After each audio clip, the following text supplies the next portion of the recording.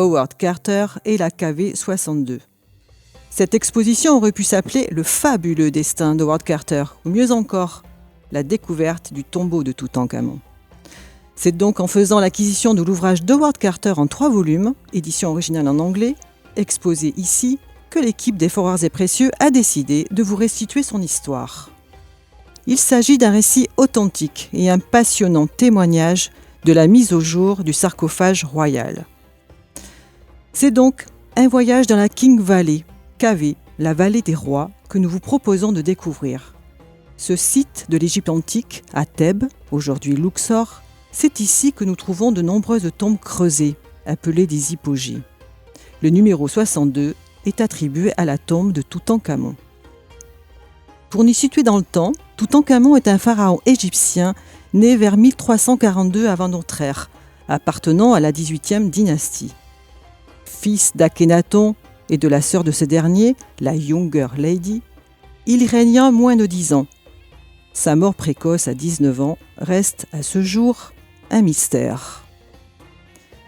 C'est grâce au fabuleux trésor présent dans son tombeau et la mise au jour de ses richesses le 22 novembre 1922 par le Britannique Howard Carter que Toutankhamon reste le plus connu de tous.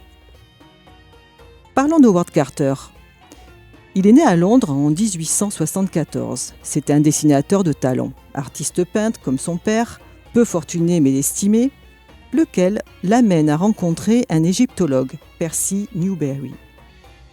C'est donc à l'âge de 17 ans qu'il est engagé auprès de cet égyptologue à recopier à l'aquarelle les peintures murales des tombes à Beni Hassan et qu'il va travailler en Égypte et se passionner pour les fouilles archéologiques.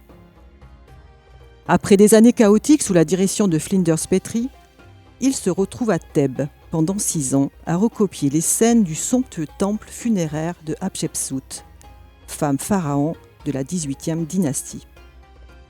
Howard Carter va alors rencontrer Gaston Maspero, égyptologue français, lequel appréciera sa collaboration. Il lui proposera un poste d'inspecteur général des monuments de la Haute-Égypte. Il a 24 ans. Howard Carter a de l'ambition, il est consciencieux, mais on lui reproche d'avoir un mauvais caractère. Et il décide de démissionner de son poste au service des antiquités et se remet à la peinture. Pourtant, une rencontre va tout changer dans sa vie. C'est celle de Lord Carnarvon, un riche mécène britannique fasciné par l'archéologie. Nous sommes alors en 1905. Carter va reprendre les fouilles à ses côtés. Et nous arrivons enfin dans la vallée des rois.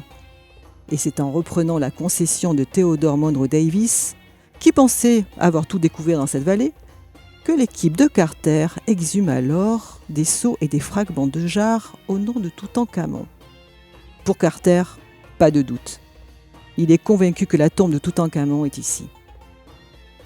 À l'été 1922, Lord Carnarvon, après 5 longues années infructueuses, va alors lui accorder un dernier financement. Ses recherches se dirigent vers la tombe de Ramsès VI, KV9, lieu très fréquenté par les touristes. Le 3 novembre 1922, Carter découvre des fondations de cabanes d'ouvriers ayant travaillé au creusement de la tombe de Ramsès VI. Une première marche taillée dans le roc apparaît. Le 4 novembre 1922, c'est tout un escalier qui est dégagé. 16 marches, conduisant à une porte plâtrée, murée, avec des empreintes de sceaux au nom de Toutankhamon. Mais, Lord Carnarvon se trouvant en Angleterre, l'équipe de Carter à contre-cœur décide de refermer l'entrée et de monter la garde. 5 novembre 1922, Carter envoie le célèbre télégramme à Lord Carnarvon. « Avons fait une merveilleuse découverte dans la vallée. Tombe magnifique avec sceaux intacts. L'avons refermée jusqu'à votre arrivée. Félicitations. » Nous y sommes. La véritable ouverture se fait le 29 novembre 1922 en présence d'officiels et de journalistes. L'équipe est sous le choc. Il faut savoir que l'énorme campagne publicitaire à l'époque par le Times, auquel Lord Carnarvon avait vendu l'exclusivité, contribua au succès de la découverte.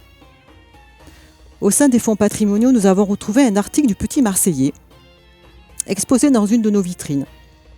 Il s'agit de l'arrivée de Lord Carnarvon dans la cité phocéenne, où il venait d'arriver en paquebot, d'Égypte suppose-t-on. Il accorde le 17 décembre 1922 une interview au Petit Marseillais, le plus important des journaux de province de l'époque, avant de rejoindre Paris puis Londres. Je cite.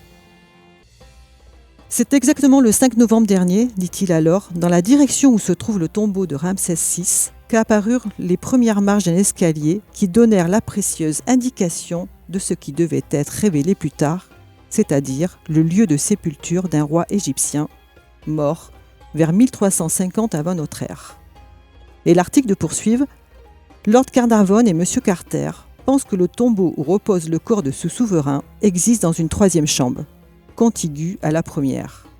Les recherches doivent continuer dans ce sens. » Poursuivons la découverte. La première pièce, après l'escalier et le couloir de plus de 7 mètres, que Carter appellera antichambre, est remplie d'objets.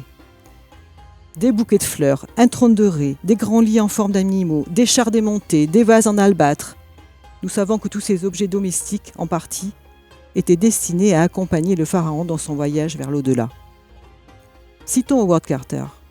« Lorsque mes yeux s'habituèrent à la lumière, les détails de la pièce émergèrent lentement de la pénombre. Des animaux étranges, des statues et de l'or. Partout, le scintillement de l'or. » Tout près se trouve une autre pièce, appelée annexe, avec un entassement inimaginable d'objets hétéroclites, éparpillés. Pour les archéologues, cette pièce avait dû être fouillée. Ce n'est que le 16 février 1923 que l'antichambre sera vidée, à l'exception de 2 statues protectrices, dont une des statues est représentée ici à l'entrée de l'exposition, ainsi que dans le journal L'Illustration, célèbre hebdomadaire français de l'époque où l'on pourrait comparer au Paris-Match d'avant-guerre. Nous avons exposé également dans les vitrines plusieurs articles retraçant cette découverte. C'est donc le 17 février 1923 que la chambre funéraire fut démolie lors d'une cérémonie officielle. L'instant était chargé d'émotion. Après l'antichambre et l'annexe, c'est la découverte de la chambre funéraire. Dans son récit, Howard Carter nous parle d'un spectacle sidérant. S'élève devant lui un mur en or massif, obstruant le passage.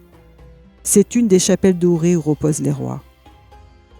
Tout près, une salle plus petite, moins haute et non murée, se dresse tout au fond, le plus admirable des monuments, dit-il, le coffre aux canopes. On sait qu'il renfermait les viscères de Toutankhamon. Il appellera cet endroit la salle du trésor. Il mettra 4 années à la vider, contenant plus de 500 objets précieux. De retour dans la chambre funéraire, c'est un ensemble de 4 chapelles en bois doré à la feuille, emboîtées comme des poupées russes, qui s'offrent à lui. Impatient et curieux, il soulève le couvercle du sarcophage. Il avait pour cela confectionné un système de poulies. Un premier cercueil apparut, et puis un second et un troisième en or massif, contenant enfin la momie du roi, Toutankhamon. Imaginez l'émotion et l'émerveillement devant le scintillement de l'or, éclairé seulement par une lumière artificielle. Je le cite.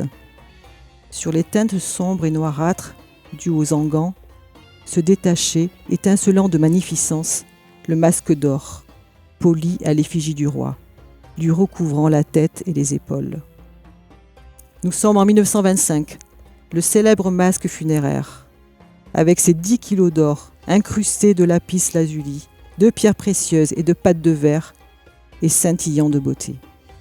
La partie frontale est tournée d'une tête de vautour et d'un gros bras royal. La barbe postiche est là, intacte, délicatement accrochée au menton de l'enfant roi. Elle se présente sous la forme d'une tresse dont le bout est recourbé, qui est la façon de représenter la barbe après la mort du pharaon, l'assimilant aux divinités qu'il a rejoint. Lorsqu'Harry Burton, photographe de Carter au moment de l'expédition, prend des clichés de l'objet après son exhumation, on s'aperçoit que la barbe a disparu, alors qu'elle y était lors de l'ouverture du sarcophage. Il faut savoir qu'après des siècles à l'intérieur du sarcophage, la graisse avait durci et créé une masse compacte autour du corps de la momie. Et le masque était pris dedans. L'équipe de Howard Carter a donc dû chauffer ses onguents afin de les rendre liquides et pouvoir ainsi extraire le masque du tombeau. Malheureusement, durant cette opération, la barbe du pharaon sera mutilée.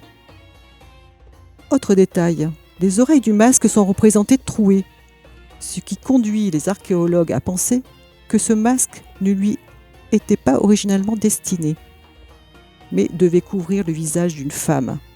Néfertiti peut-être ? Lord Carnarvon disparaît sans avoir pu contempler le joyau de la tombe. Il meurt quelques mois après la mise au jour du tombeau, d'une piqûre de moustique, faisant croire à une malédiction. Ce 5 avril 1923, d'autres faits troublants se produisent. Sa chienne en Angleterre pousse un hurlement avant de mourir subitement elle aussi. Et toutes les lumières du château de Highclere, ainsi que celles de la ville du Caire en Égypte, s'éteignent. Sans que l'on puisse vraiment expliquer pourquoi. Carter se retrouve maintenant seul pour porter le fardeau des remous politiques et doit se démener pour répondre aux incessantes questions de la presse internationale et des visiteurs de marque, pour lesquels il doit sans cesse jouer le guide. Il faudra donc 10 ans à Carter et son équipe pour documenter et vider la tombe de Toutankhamon. Ce que le découvreur de la KV-62 va accomplir est considérable. Trier, décrire, dessiner, numéroter et conserver des chefs-d'œuvre uniques, extraordinairement précieux et fragiles, inventant des solutions innovantes afin d'extraire, de restaurer et de transporter ces objets d'une valeur inestimable. L'hypogée livrera près de 5400 objets, d'un fabuleux trésor, unique dans l'archéologie pharaonique, ainsi que des informations précieuses sur une des périodes les plus commentées de l'Égypte ancienne, celle de la 18e dynastie, qui aujourd'hui encore fait débat. Howard Carter s'éteint en Angleterre le 2 mars 1939 à l'âge de 64 ans, 17 ans après son incroyable aventure, faisant fi de la malédiction. Il occupe désormais la place d'honneur parmi le monde des égyptologues. Pour Toutankhamon, roi adolescent dont ses successeurs avaient effacé le nom, il est aujourd'hui l'enfant le plus célébré d'Égypte.